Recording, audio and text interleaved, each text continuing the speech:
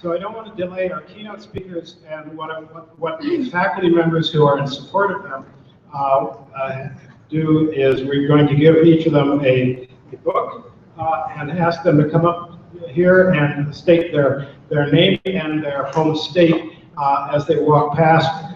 It's Naomi Klein's "This Changes Everything" book, signed by our faculty. So please come one by one, walk by the microphone, identify yourselves, and let people be happy with you. Annie Montgomery, and I'm from Alaska.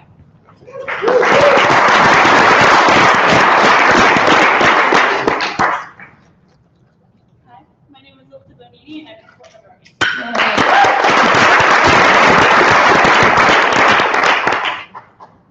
My name is Emily Fenster, and I'm from Seattle, Washington.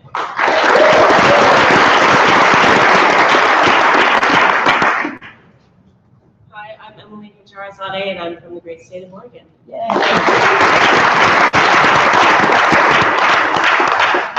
My name is Isaac Bruskin, and I am from Iowa City, Iowa.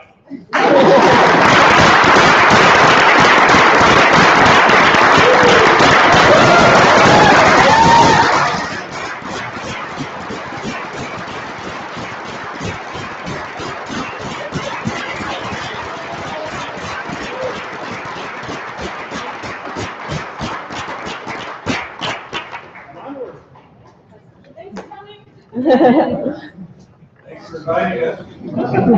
Here.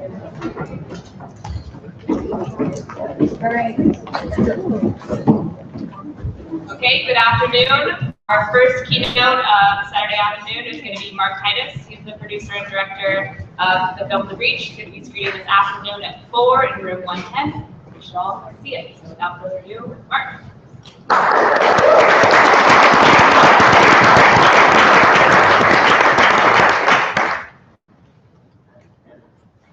Good afternoon. Thanks for coming out. This presentation today is about a 5-year journey that is essentially a love affair with a fish. And I'm going to talk in terms of how this process came about as we move through it. The salmon, the salmon are a tremendously passionate issue here in the Northwest. There's a stat out there that 90% of the folks in the Northwest who are voters would vote for wild salmon and restoring and protecting wild salmon in any way possible. But the fact is, when people go to the polls, that has not necessarily been the case. And enacting legislation, enacting practical measures to make this work inside of our communities for this fish to be revered. And so that's kind of at the core of what we're going to talk about today. But in the interest of understanding about this film, it's actually going to be about 5 years starting April 20th, this next month here. And it's something that just flew into my head when reading a book by a man named Bruce Brenner called The Mountain of the Clouds. Has anybody read that book in this room? Yeah. It's a very, it's sort of a biblical tome for folks in the Northwest about salmon decline, about the love of salmon, about the natural world. And in reading this book, which I couldn't believe I hadn't read to that point, I came across the name of a man named Russ Bush, who was a very dear friend of our family. And I knew at the moment I was reading this, I was in the airplane going to a commercial shoot in California. So I knew that Russ was sick, he had cancer, and he had about months to live. He had a very aggressive brain tumor. And he'd spent the last 40 years of his life working on removing the 2 dams out of the Elwha River, representing the lower Elwha Clallam tribe. And in that moment of reading his name in this book that I can't believe I hadn't read before, it just kind of in a snap came to me, and I knew that I had to make this film. I got home on a Monday, that was Friday, I came home on a Monday, and I started filming with Russ at his house, just with my own camera. And we did 3 interviews, and Russ lived long enough to see the lower Elwha Dam come out with his own eyes.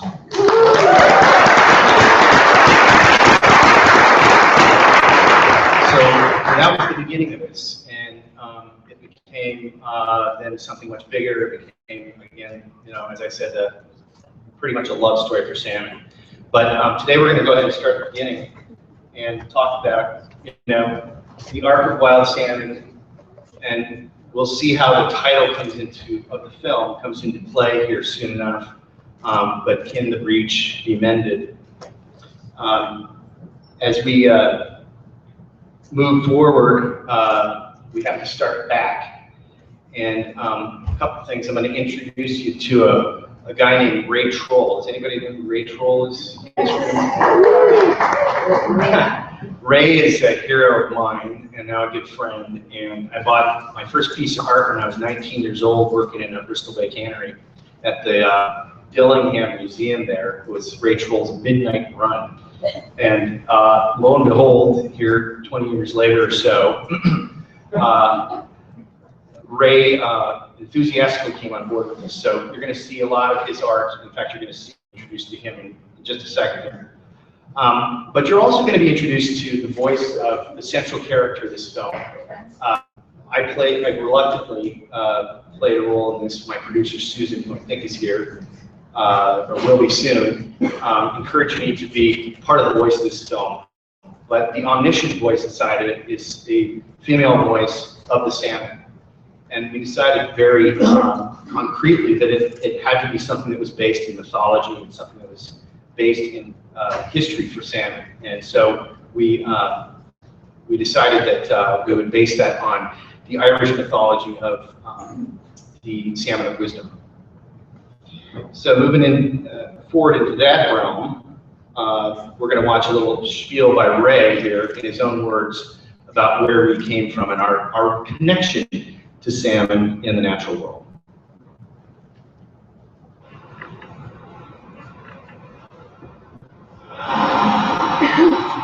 There's salmon perspective, and then there's Ray Troll's salmon perspective.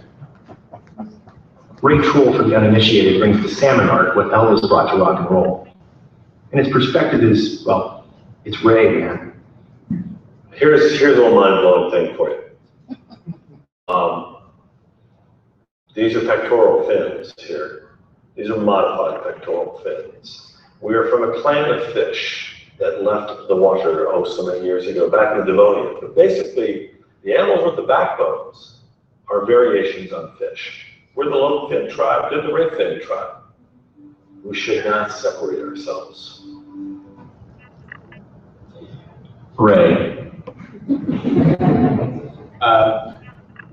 And so next we talk about the Salmon of Wisdom. And the myth about this is that in Ireland that whoever caught the Salmon of Wisdom and ate the Salmon of Wisdom or even tasted, and the person who did, cooked and just had a piece of oil from the salmon on his thumb, gains all the wisdom in the world.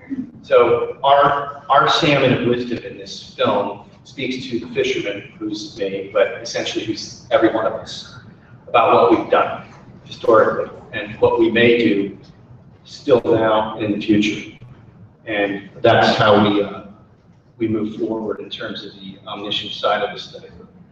Historically, in staying in the British Isles here, that's a picture of Caesar. And it was said that Caesar fed his legions as they were attacking the Britons on wild salmon. There were so many that they kept the troops up at night. The sound of them in the river splashing, they kept the troops up. In fact, they got so, this happened on the east coast of the US as well. They got so tired of salmon, they started feeding them to their pigs and the livestock, and became peasant food. This, of course, was going to change very rapidly because by the 1820s, the very same place Caesar was, the River Thames was completely devoid of wild Atlantic salmon. And that happened over a fairly short period of time, given the technology and given the infrastructure that was going on there. We would see a very rapid movement forward on that as we move further east across the Atlantic. So as we do so, we're going to now meet our voice of wisdom here. And she's going to discuss with us and talk to us about the agreement. And this is essentially how I came up with the title of this film. The breach stands, of course, for, you can think of all sorts of things, but the breach of a dam. In this case, for me, more than anything, it was the breach of a contract, and that's what she's going to speak about right now.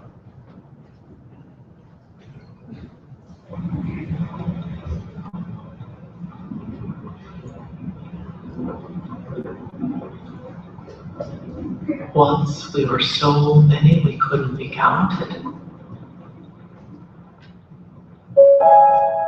For some of our clans, life began in high mountain birthhouses, others through tundra to great inland nurseries. But for all, the path from birth has always been the same. We follow the cool trickles that become creeks, that grow to great rivers and run out to the sea. At the end of our lives, we return to the river and sacrifice our body so life can carry on, as it always has. We had an agreement once, you and I. You took only what you needed from our populations for food, protected our spawning grounds, and we agreed to come back year after year and sustain you. We used to swim wild in great numbers in the currents of the Atlantic. You blocked our rivers so we couldn't return to spawn, fouled them, and netted too many of us. Soon we were all but gone. For a time, we surged in the eastern rivers of America in numbers so vast we were fed to pigs as an afterthought. You chose once more to block our upstream passage, poison our spawns, and take far too many of us for your own needs. For thousands of years, the rivers of the Pacific coast teemed with our bodies. And again, you thought we were of infinite supply. Our numbers shrank while your numbers grew. We had an agreement once, you and I.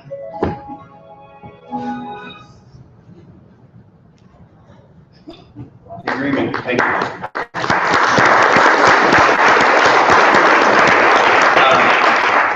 So we're going to talk now about the agreement that's been reached for a while, and we're going to talk about what's being done to restore that, and then finally about what we can do to protect what remains. Historically, the breach of contract with salmon especially has been kind of illustrated by the 4 H's. And our buddy Ray Troll here is helping to illustrate that. These are all original illustrations he did for the film. He did about 40 of them. We used less than half of that, sadly. But the first is of harvest. And of course, anywhere humans were that were abundant colonies of salmon, folks thought, well, this is an infinite resource. We're just going to take whatever we can, and we're going to take as much as we can, and we'll use it to our own good. We, of course, know later that it's not the case, that nothing is an infinite resource, that everything needs to be sustainable, and if it's not, it goes away in short order. The second is hydro. We're going to talk a little bit about, mention the Elwha Dams here. That features prominently in the film, but there are, as we know, folks seen the film Damnation here in this room? Anybody here? Yeah. Great, yeah, and we're talking about basically dams that have obstructed fish passage for about a century or so, even more in some cases, like the Elwha. And that was more than anything, probably even more than the overharvest and anything else, the biggest immediate thing that caused the decline of wild salmon populations.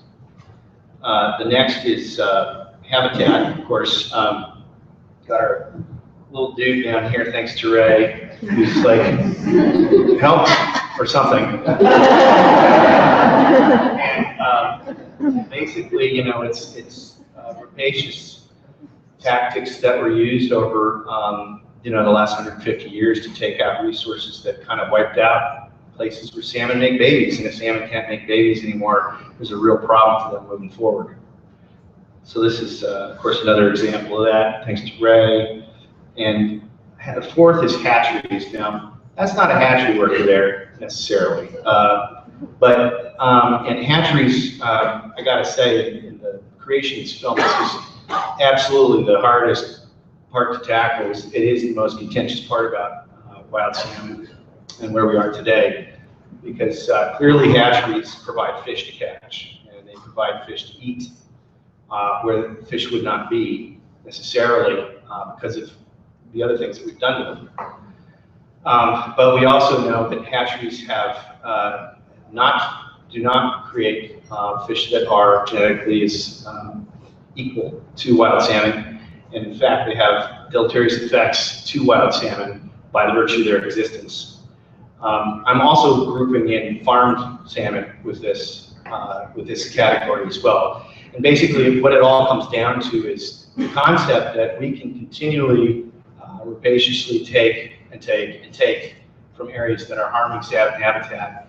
And this idea, which started in the 1890s basically, was that, well, no, it's all right, we'll just make more fish. You know, cool. We can keep logging through the river. We can keep hydraulically mining and blasting out salmon beds. We'll just make more fish under our own technological guise. So this one in particular really comes back and harkens back to the voice of our salmon of wisdom, which is, you know, do we want to pursue a wisdom that is a sustainable course with a resource that could be infinite and, you know, in perpetuity? Or are we going to continue to try to dig ourselves out with our own guise of technology? And that's where we find ourselves today. And of course, there's the fish saying he's not for farming, according to Ray. So moving to the East Coast of our country did essentially exactly what the folks did in Europe. They overharvested, they blocked rivers so salmon couldn't spawn anymore. And as folks moved west, there was this idea of western expansion, and the vastness of the West, you know, just made people's minds explode that, my God, the resources are infinite again. We'll never be able to use them all up. And as we know, that is just simply not the case. There were 60 million buffalo bison on the plains of this country, in the middle of this country, and there's now less than 5,000. And they're all mostly relegated to a park in Yellowstone National Park. People kept moving west, and especially the Sacramento River in California was one of the biggest Chinook salmon breeding grounds in the world, next to the Columbia, the Fraser, and up north in Alaska. In very short order, in several decades, this was decimated by all of our 4-H's again, starting with harvest. There was a cannery that was very successful at the mouth of the river. It was one of the first canneries of its type, and those salmon were taken out in great abundance. More devastating, though, was up here in this corner. You got the mining, the 49ers, as they were called, looking for gold. The best way they found to extract that gold was to use very high-powered water systems to essentially take entire hillsides and mountains down. And those mountains then end up in the Sacramento River, which of course then strips out and covers all the spawning beds necessary for wild salmon to survive. It also continued with the extraction of trees as we move north into Washington and Oregon, which again, of course, has vast natural resources, and folks once again said, well, there's no way we're going to even tap this whole thing. There's too much.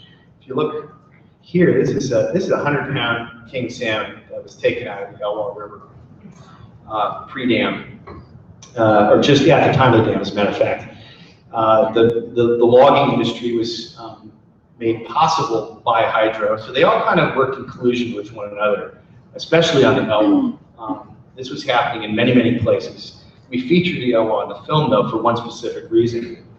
Here, this is a postcard that was done pre-dam here, and here is as the dam is being constructed on the lower Elwha. A gentleman by the name of Thomas Aldwell was a Canadian entrepreneur, actually decided he wanted to build 2 dams on this river in 1910. to power his private pulp mill, or a logging complex in Port Angeles. Port Angeles was just starting to boom as a seaport community. And the only problem with this plan is that the two dams he wanted to build were illegal. The reason they're illegal is there was a law in the books in the state of Washington at the time that if you created any kind of an obstruction in a river system, there must be passage allowed for fish. Well, we tackled this in the film, and I'm going to let our characters here tell you a little bit about that. The Elwha drains out of the Olympic Mountains in the northwest corner of my home state. It plunges swiftly and steep for 45 miles, and that's why many believe the big kings came back here. They had to be that big to make it home through those torrents to spawn. Oncorhynchus chawicha, Chinook, or Chinook hogs as they were known in the Elwha, would reach 100 pounds or more. But all that changed in 1913, when the first of two dams was built on the lower Elwha River. These dams were built without any kind of fish passage. So there was a law on the books at the time in the state of Washington that said that fish passage needed to be included in any new dam construction. That just didn't happen here. And this is a problem for the new governor, Ernest Lister, I think his name was, and his fish commissioner, his last name I think oddly enough is Darwin, came up with a solution. And the solution was that the dam, it could be considered an official state-sanctioned obstruction if they built a fish hatchery and connected it physically to the dam. In other words, we're willing to accept a salmon hatchery in lieu of steps necessary to maintain the wild runs. There was no reason to believe this would work, but the state went for it. And the hatchery failed and was abandoned 7 years later. Despite this failure, the trade set a precedent that would be repeated on Northwest salmon rivers for decades to come. When industry needed a river, industry got a river, and hatcheries enabled this. And the wild salmon began to disappear. So once again, we're dealing with the collusion of the 4-H's together. And at the time, I think it's reasonable to say that people didn't necessarily have an evil motive. They were trying to expand the community, they were trying to expand the tax base, they were trying to do well for themselves and their communities. However, taking steps like they did here to circumvent the law opened up a free-for-all for dams in the West, which currently brings us, to today. We know that there are 5,500 square miles of pristine wild salmon country locked behind the 4 Snake River dams that essentially, as you know in this state, this is a hugely contentious battle as well. But we're finding out that retroactively here, restoring systems to the way they were takes time, but it's probably worth doing. So that is the question of restoration. This is where we find ourselves. By the actions of our forebears, we are now responsible to deal with the repercussions of their actions. Just in the Elwha restoration alone, as you can see, it took 40 years, over $350 million in counting, and had dozens of people and state agencies and tribes working on this thing to get it done. And at the end of it, they're including a hatchery on the bottom end of the river to bring the fish back in short order to the Elwha people as quickly as they can. They're going to try to phase it out, and we'll talk about this more in the film. But these things all are connected. Once you start knocking the dominoes down, they all happen at the same time. As we also know that since the early 1900s, currently we've got single-digit wild returns on the Columbia system. 80% of the salmon that are actually returning are all hatchery fish, which is, of course, it's a lifeline as soon as you cut that thing off. So that's the thing we've created for ourselves. $10 billion spent on the Columbia since 1978, and of course, there's these perfect wilderness birth houses for wild salmon sitting up above the the Snake River dams. The question is, what are we going to do with them now? And that really brings us into, why do we care in the first place? Why does salmon matter? What is the deal about this fish? Why is it this icon? Why do 90% of voters here in this part of the world say they support this thing? Well, we talked about that a bit in the film, and we'll explain.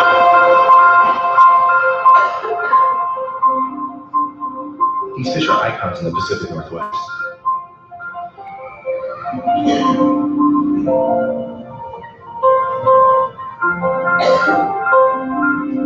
In their vast numbers, salmon long ago built this place. If you think of rivers and tributaries as sort of capillaries in a body, you can look at your hands and see these capillaries.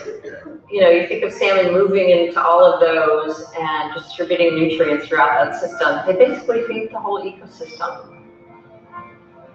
If you can imagine them coming down the coast and just turning on the growth, the lights, the green. 137 different creatures depend on salmon in one form or another. A bear takes a carcass into the woods. The roots of the terrestrial vegetation, the riparian vegetation, take that up. They grow leaves. Insects feed on those leaves. They drop in the water. The young fish feed on those. They are the crisp way that nature returns nutrients to the land. We live in a part of the world where rain is the predominant meteorological phenomenon. Every other major process here strips the land of nutrients and runs them out to the sea. The salmon collect nutrients in the North Pacific and the great planktonic gyres, and they bring the nutrients back. And that's what makes this world stable and rich. And that's why the salmon matter.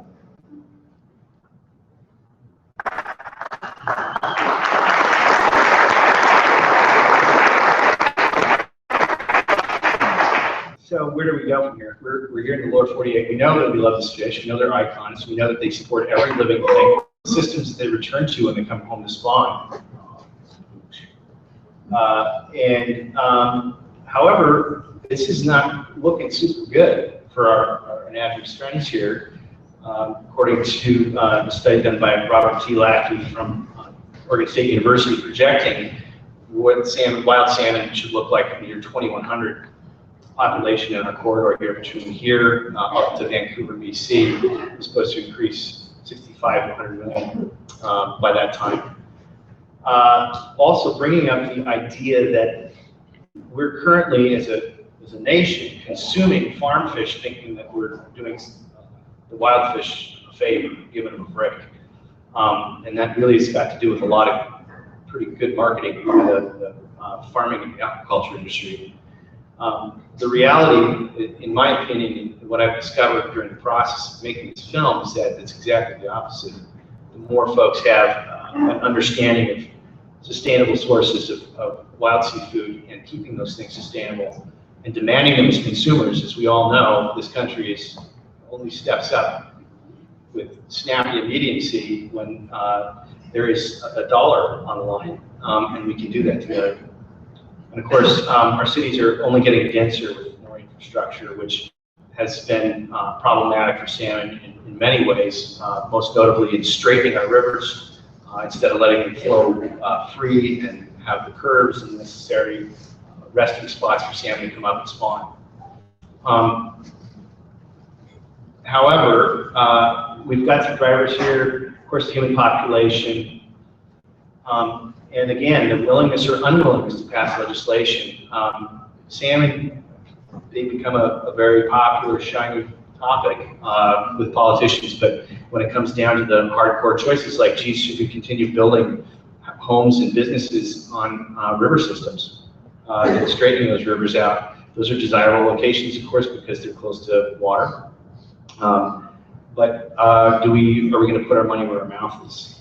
And then again, how do we spend our money? But what are we going to do we're going to continue to buy wild fish because it's $1.50 cheaper than Bristol Bay wild saga. It's frozen first, but it's perfect. And the competition, of course, for natural resources, most prominently water here in the western U.S., as we all know, is paramount. So there is some other stuff going on in the world, though. We've learned some lessons here at the lower 48. We're trying to work on them to restore and to look forward in the future. There are places in Alaska now that are still the best of the best and the last of the greatest. We're going to talk about Bristol Bay, and we're also going to talk about Southeast Alaska here. Bristol Bay is a very special place, and I'm going to actually just let the folks here tell you about it.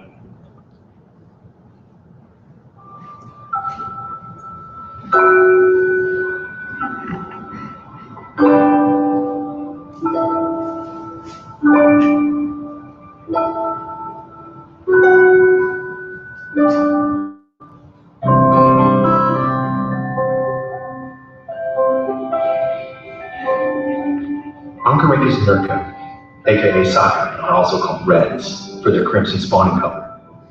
In Bristol Bay, they're referred to as red gold. Half the world's sockeye salmon supply comes from Bristol Bay.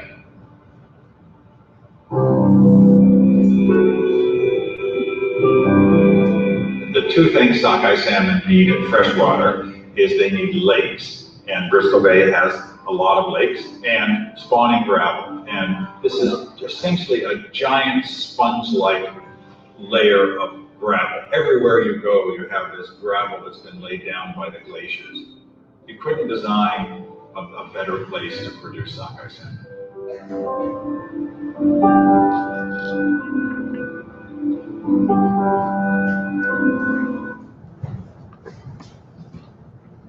Bristol Bay wild salmon bring back consistently 30 to 60 million sockeye a year. It's just sockeye. It's not a queen, king's coho, pinks or chums.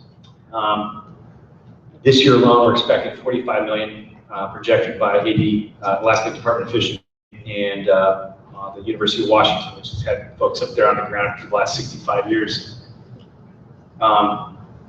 Just in the commercial sector alone, commercial fishermen in Bristol Bay bring 14,000 jobs up and down the West Coast. If you come to Seattle, you go to Ballard, fishermen's terminals, chock-a-block full of vessels that fish in Southeast and are transported up to Bristol Bay as well. And it eventually brings $1.5 billion to the U.S. economy and has the strictest management system in the world because Alaska somehow got it right after learning from a lot of the lessons that we've gone through here in the lower 48. Yeah. Anybody heard of the proposed Pebble Mine in Bristol Bay? Okay. So the proposed Pebble Mine essentially would be located in the heart of the two biggest drainages of Bristol Bay, the Kwijak and the Nushagak, which are essentially the two arteries, main arteries of this beating heart.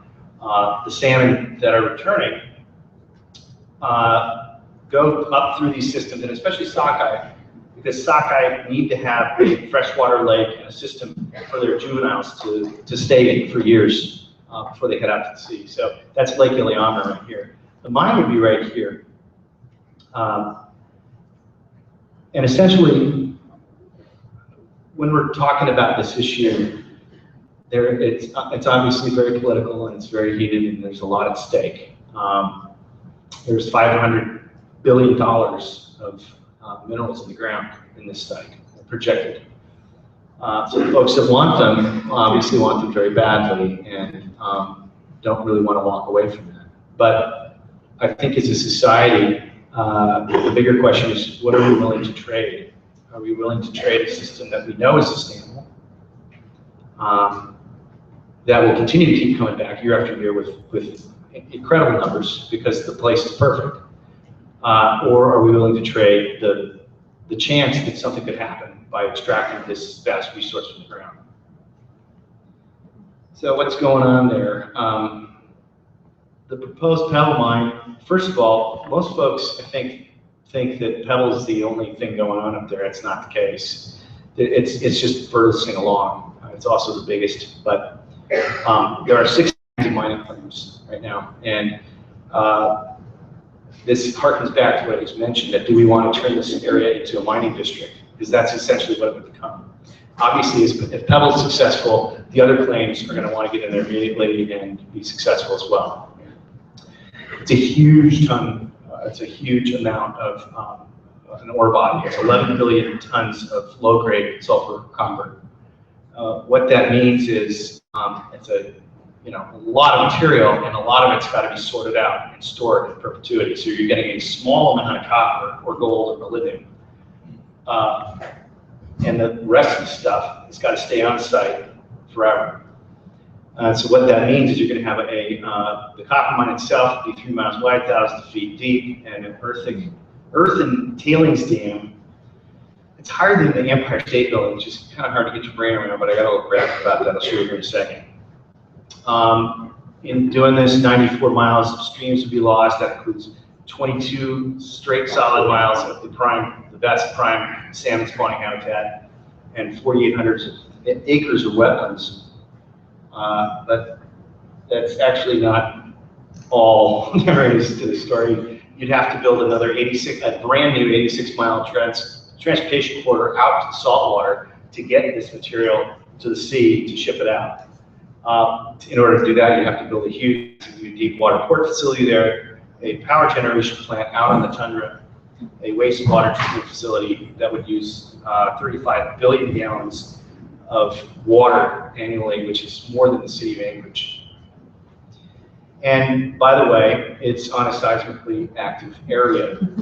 It's actually right next to a fault line, which in 1964, many folks remember it, was an event called the Good Friday earthquake that measured 9.2 on the Richter scale, destroyed Anchorage, and that occurred essentially less than 300 miles from the site where this mine would be.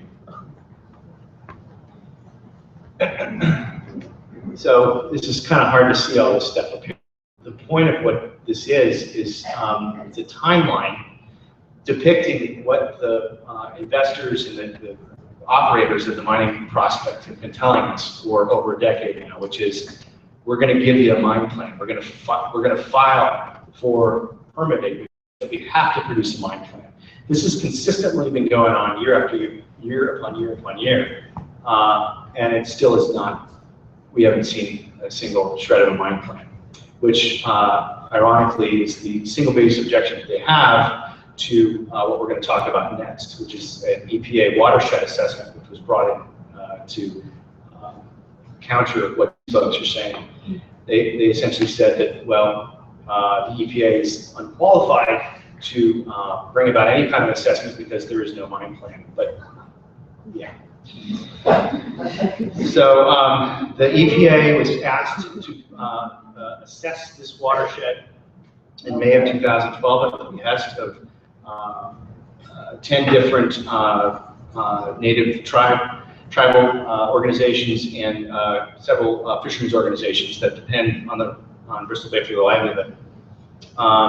They did 3 total assessments, the last of which was in 2014, and in February of that year, they moved to enact the Clean Water Act and restrict several key areas involved in the Bristol Bay area that would essentially paralyze the Pebble operation. Well, and not surprisingly, Pebble, several months later, decided to sue the EPA. And we are currently going through that as we speak. The bottom line here, one of the great folks in our film who speaks about this is a guy named Dr. David Chambers. He's an engineer and geophysicist for the Center for Science and Public Participation in Bozeman, Montana, and widely regarded as one of the great experts in his field, dealing with dams and mines and how they work all together. And he basically states, in film, I have the same mindset about this. I can't tell you that your mine's going to fail or your tailings dam is going to fail, but there's no way anybody who's promoting that system can tell us that it's not going to fail either. It's just impossible. We've got 50 years currently of dealing with mines and tailings dams the way they are right now.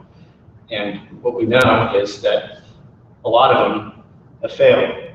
In fact, the legacy of open pit hard rock mining has left extensive pollution. In fact, the EPA has estimated that mining in the western United States has contaminated stream reaches and headwaters of more than 40% of the watersheds in the West.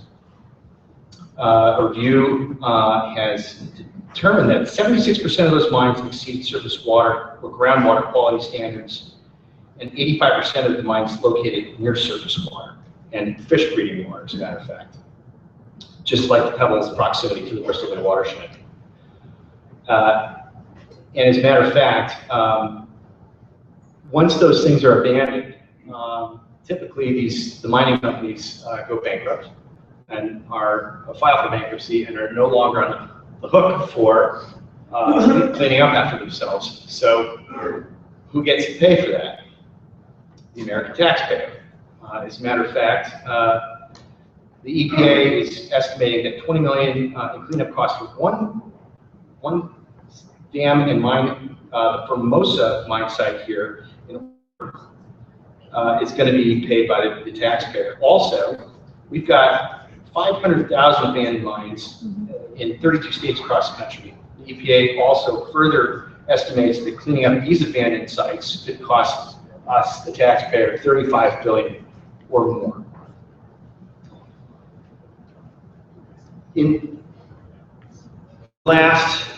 Just in the last 2 years, quite honestly, we've had two massive mine failures. One up in the Mount Poly mining site in British Columbia, and then most recently, last year in Brazil. Both were considered unmitigated disasters.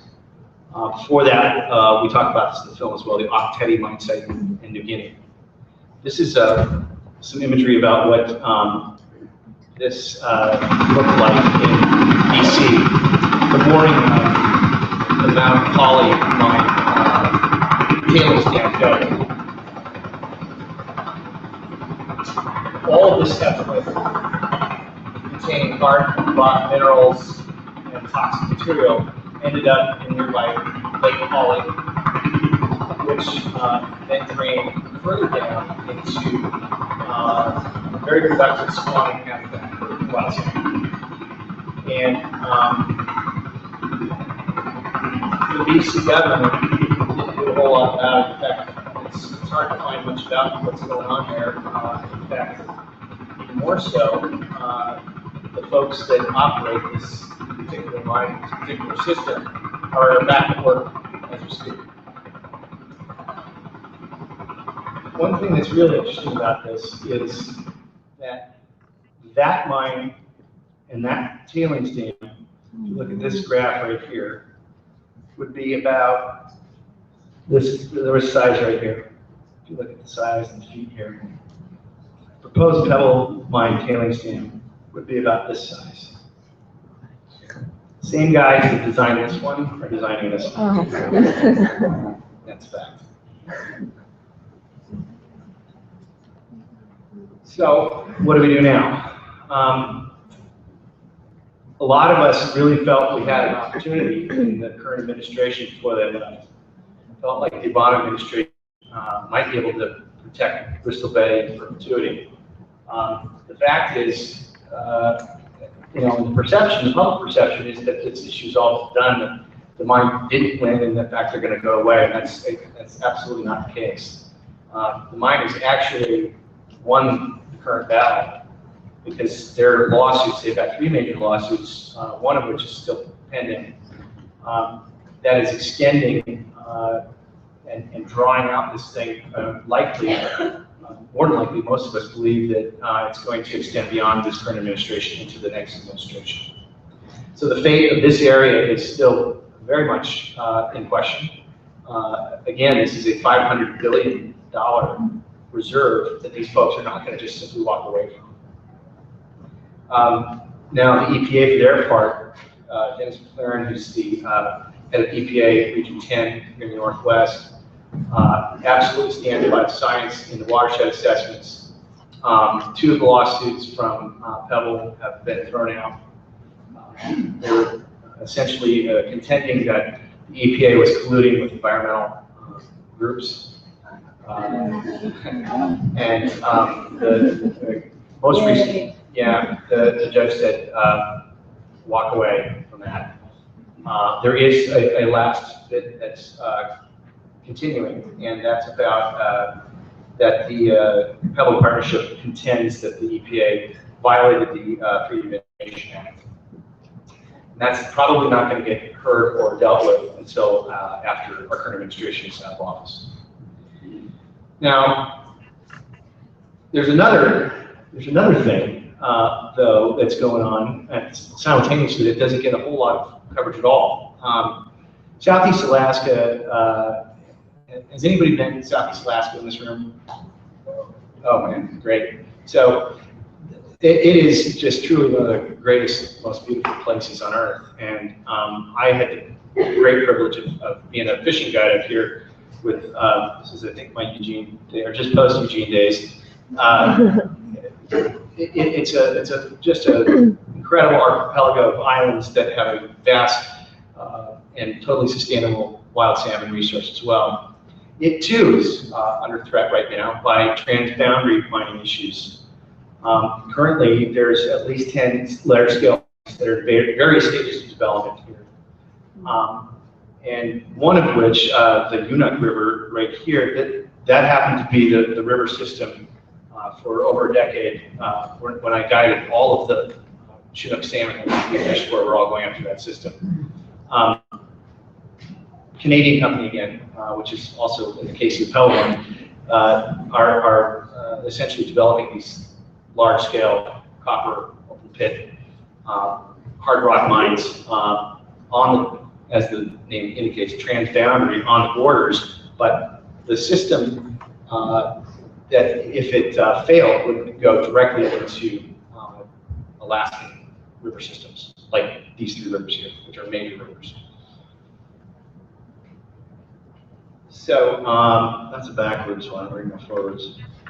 What can we do? Well, the easy answer always is tell your legislators. It's important to keep the noise going about what's going on and what you know. Even despite what I've just discussed about the Obama administration, the sitting president is the first ever to actually visit Alaska and visit the Bay this last September 2015. I know folks personally who were on the ground with him. He was very moved. It's not beyond the pale. Who knows? Given the gridlock in Washington, but this president has got a very keen understanding about what's going on up there, and it's definitely worth continuing to tell him about it. In the issue of the transboundary mines, Senator Kerry is going to be the person who is. I'm sorry, that's the. He was a senator, but he's now the Secretary Kerry. He's a guy that can get things done. And that's who we want to talk to about transboundary mining issues with Canada. He's going to go to bat with the Canadian government. There's several NGOs that I've been working with and very blessed to be partnered with. Save Bristol Bay is a group that's been working tirelessly. They're with Trout Unlimited, as are Salmon Beyond Borders, who are working exclusively and tirelessly on the mining issues. And then, honestly, eat wild salmon. Go to your restaurants, go to your fishmongers, go to your grocery stores, and people tell you, oh, it's organic Atlantic. It's not helping anything. It really isn't. We didn't get into it too much in this presentation, but we certainly do have film. Farm salmon is very harmful in open net pens in British Columbia, Canada, and we're the biggest. U.S. are the biggest importers of that salmon. Demand wild salmon. We know it's sustainable. We know we've got the resources to do it, and if we have a marketplace that demands it, we're going to have a marketplace that demands wild salmon habitat in perpetuity. So with that, I would be happy to open it up for a 5-minute session of Q&A here. If folks have any questions about this. We talk a lot more about this in the film, which I very heartily welcome you and invite you to come see today at 4 o'clock in room 110 in the Law Center. But if you have any questions, yes, sir. So I won't be able to view your film exactly. At this point, what are your plans for distribution? You can see it elsewhere.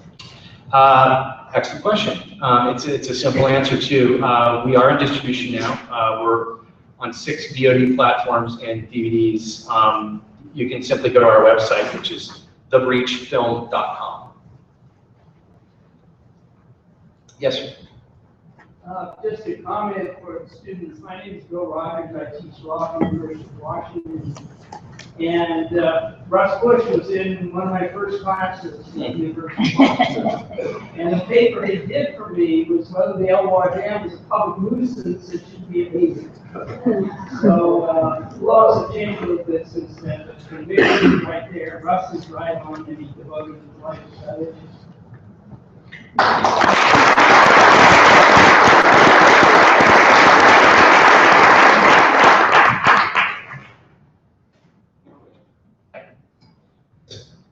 You didn't mention the Chewentna coal mine. Does your film touch on that? It doesn't currently. We will have an announcement soon. We're going to do an extended kind of an addendum to the film, hopefully for large-scale cable broadcast.